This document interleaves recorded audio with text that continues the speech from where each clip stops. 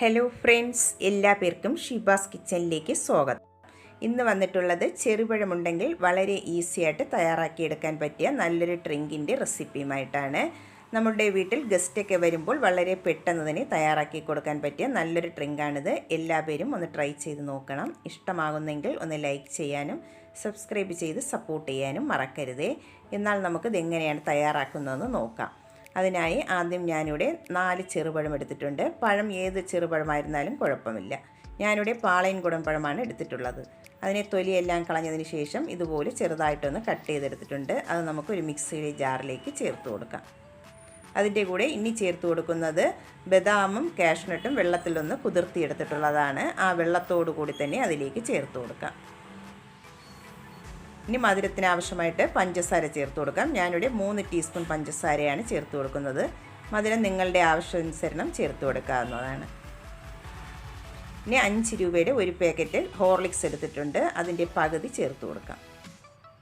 ഫുള്ളായിട്ടും ചേർത്ത് കൊടുക്കണ്ട, എന്നാൽ അതിൻ്റെ ഫ്ലേവർ മുന്നിട്ട് നിൽക്കും. അതുകൊണ്ട് പകുതി ചേർത്ത് കൊടുത്താൽ മതിയാകും. ഇനി നമുക്ക് 1/2 കപ്പ് പാൽ അതിലേക്ക് ഒഴിച്ച് നന്നായിട്ടൊന്ന് അടിച്ചിട്ടെടുക്കാം.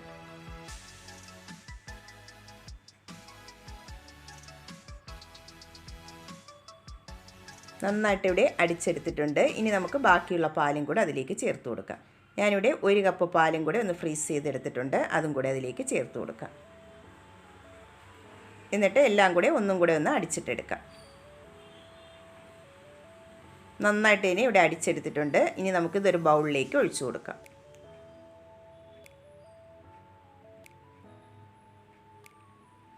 ഇനി അതിലേക്ക് ചേർത്ത് കൊടുക്കുന്നത് ഒരു ചെറിയ ആപ്പിളിൻ്റെ പകുതി ചെറുതായിട്ട് ഇതുപോലെ ഒന്ന് കട്ട് ചെയ്തെടുത്തിട്ടുള്ളതാണ്. അതും കൂടെ ചേർത്ത് കൊടുക്കുന്നുണ്ട്. നിങ്ങൾക്ക് ഇഷ്ടമുള്ള ഫ്രൂട്ട്സ് ചേർത്ത് കൊടുക്കാവുന്നതാണ്. ഇനി കുറച്ച് കസ്കസ് വെള്ളത്തിലൊന്ന് 15 മിനിറ്റ് ഒന്ന് സോക്ക് ചെയ്ത് വെച്ചിട്ടുള്ളതാണ്. അതും കൂടെ ചേർത്ത് കൊടുക്കാം. ഇനി നല്ലൊരു ഫ്ലേവറിന് വേണ്ടി 3 ഡ്രോപ്പ് പിസ്ത എസൻസും കൂടെ ചേർത്ത് കൊടുക്കുന്നുണ്ട്. ഒരുപാട് ചേർത്ത് കൊടുക്കരുത്, എന്നാൽ അതിൻ്റെ കുത്തലുണ്ടാവും. 3 ഡ്രോപ്പ് ചേർത്ത് കൊടുത്താൽ മതിയാകും. ഇത് ഒരുപാട് കളർ ഉണ്ടാവത്തില്ല, അതിൻ്റെ ഒരു ഫ്ലേവർ മാത്രമേ ഉണ്ടാവത്തുള്ളൂ. നന്നായിട്ട് തന്നെ ഒന്ന് മിക്സ് ചെയ്തിട്ട് എടുക്കാം.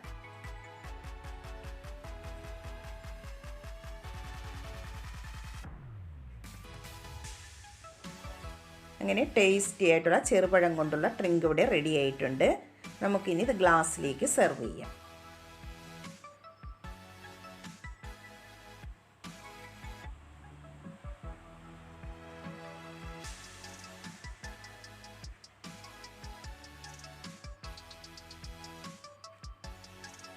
ഇനി അതിൻ്റെ മുകളിലായിട്ട് കുറച്ച് കസ്കസും പിസ്തയും വെച്ച് ഒന്ന് ഗാർണിഷ് ചെയ്ത് കൊടുക്കാം. ചെറുപഴമുണ്ടെങ്കിൽ വളരെ ഈസി ആയിട്ട് തന്നെ നമുക്ക് തയ്യാറാക്കി എടുക്കാൻ പറ്റിയ നല്ലൊരു ഡ്രിങ്കാണിത്. എല്ലാവരും ട്രൈ ചെയ്ത് നോക്കി സപ്പോർട്ട് ചെയ്യണേ. ലൈക്ക് ചെയ്യാനും സബ്സ്ക്രൈബ് ചെയ്യാനും മറക്കരുതേ. പുതിയ വീഡിയോ